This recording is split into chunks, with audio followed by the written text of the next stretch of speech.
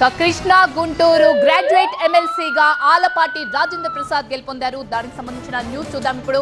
82,319 ఓట్ల మెజారిటీతో ఆలపాటి రాజా భారీ విజయం సాధించారు. ఆయనకు 1,45,057 ఓట్లు పోలయ్యాయి. సమీప ప్రత్యర్థి పీడీఎఫ్ అభ్యర్థి లక్ష్మణ్ రావుకు 62,737 ఓట్లు వచ్చాయి. మొత్తం 2,41,544 ఓట్లు పోలయ్యాయి. అందులో 26,676 ఓట్లు చెల్లనివిగా తేల్చారు అధికారులు. ఆలపాటి విజయంతో కూటమి కార్యకర్తలు సంబరాలు చేసుకుంటున్నారు. ఎన్డీఏ కూటమి అభ్యర్థిగా నాకు 1,45,057 ఓట్లు నాకు రావటం జరిగింది. మొదటి ప్రాధాన్యతతో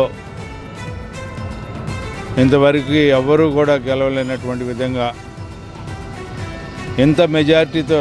కౌశిక్, నేను పార్ట్నర్షిప్ ఫర్మ్ స్టార్ట్ చేయడం బెస్టా, ప్రైవేట్ లిమిటెడ్ కంపెనీ స్టార్ట్ చేయడం బెస్టా? ఎందుకు అంత కన్ఫ్యూజన్? ఎక్స్పర్ట్ తో మాట్లాడు. ఎక్స్పర్టా? ఎలా? బాస్ వాలా బీ ద బాస్. ఈ జిల్లాలో ఏ శాసన మండలి సభ్యులు ఇప్పటి వరకు గెలవనటువంటి విధంగా కూటమి ప్రభుత్వానికి మద్దతుగా నన్ను గెలిపించినందుకు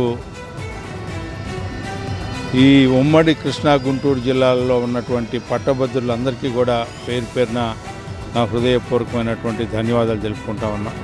ఈ విజయం అనేది ఈ ప్రభుత్వానికి మంచి సందేశం ఇచ్చినట్టుగా, మంచి పాలనకి మద్దతు ఇచ్చినట్టుగా నేను భావిస్తా ఉన్నా. కృష్ణా గుంటూరు గ్రాడ్యుయేట్ ఎమ్మెల్సీగా మరి కాసేపట్లో ధృవీకరణ పత్రాన్ని అందుకోనున్నారు ఆలపాటి రాజా. మరిన్ని వివరాలు మా సీనియర్ కరెస్పాండెంట్ నాగరాజు అందిస్తారు.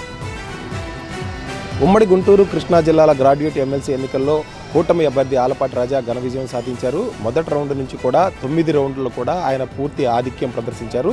దాదాపుగా 82,319 ఓట్ల మెజారిటీతో ఆయన తమ సమీప ప్రత్యర్థి పీడీఎఫ్ నేత అయినటువంటి లక్ష్మణరావు మీద గెలుపొందడం జరిగింది. కొద్దిసేపటి క్రితం ఈ విషయాన్ని అధికారులు స్పష్టంగా ప్రకటించారు. అయితే ఇందుకు సంబంధించిన ప్రక్రియ మొత్తం ఇంకా తుది దశ కసరత్తు అయితే కొనసాగుతుంది. డిక్లరేషన్ ఫామ్ని మరికొద్దిసేపట్లోనే ఆయనకి కలెక్టరేట్లో అందజేయనున్నారు. కొద్దిసేపటి క్రితం ఇక్కడి నుంచి కూడా అభ్యర్థులంతా వెళ్ళిపోవడం జరిగింది. అయితే పీడీఎఫ్ అభ్యర్థిగా ఉన్న లక్ష్మణరావు గతం నుంచి కూడా అనేక ఆరోపణలు చేస్తూ ఉన్నారు. మొదటి నుంచి కూడా ఎన్నికలు జరిగిన రోజు దగ్గర నుంచి కూడా కూటమికి సంబంధించిన నేతలంతా కూడా అక్రమాలకు పాల్పడ్డారు, అదేవిధంగా దొంగ ఓట్లు వేయించారంటూ కూడా అనేక విమర్శలు అయితే చేయడం జరిగింది. అయితే గెలుపొందిన అనంతరం ఆలపాటి రాజా మీడియాతో మాట్లాడుతూ ఆడలేక మధ్యలో కూడా అన్నట్లు ప్రత్యర్థుల ఆరోపణలు ఉన్నాయి. మేము మొదటి నుంచి కూడా చెప్తా ఉన్నాం, ఈ 8 నెలల కాలంలో ప్రభుత్వం చేసిన అనేక అభివృద్ధి సంక్షేమ కార్యక్రమాలు చూసి వాళ్ళ పట్టభద్రులు తమకు ఓటు వేశారని చెప్తున్నారు. దాదాపు 2 ఉమ్మడి కృష్ణా గుంటూరు జిల్లాలకు సంబంధించి 33 నియోజకవర్గాల